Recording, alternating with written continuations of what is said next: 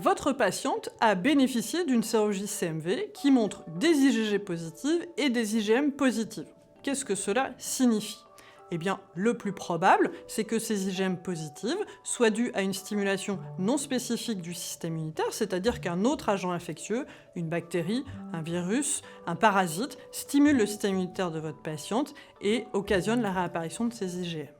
Autre situation fréquente, votre patiente a gardé ses IgM depuis sa primo-infection il y a plusieurs mois ou années, c'est ce que l'on appelle des IgM persistantes. Alors bien sûr, il peut s'agir d'une primo-infection à CMV, on va y revenir.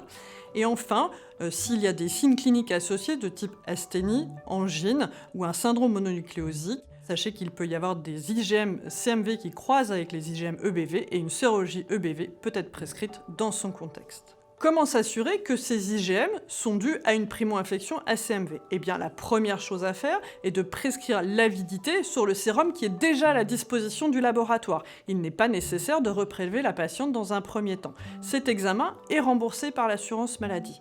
Dans 80% des cas, l'avidité sera élevée et permettra d'exclure une infection récente.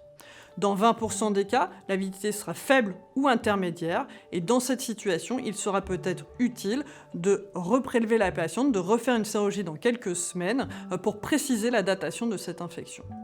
Dans tous les cas, si vous rencontrez des difficultés à interpréter les sérologies, sachez qu'il existe des centres de référence qui sont à votre disposition et il ne faut pas hésiter à les solliciter. Donc en conclusion, si vous êtes confronté à des IgG et des IgM positifs pour le CMV chez une patiente qui n'a pas d'antécédent particulier, retenez que le plus probable, c'est que ces IgM n'aient rien à voir avec une infection à CMV évolutive. Il faut prescrire l'avidité sur le sérum à la disposition du laboratoire et si une infection péri- ou post-conceptionnelle est confirmée, alors rendez-vous à la vidéo suivante.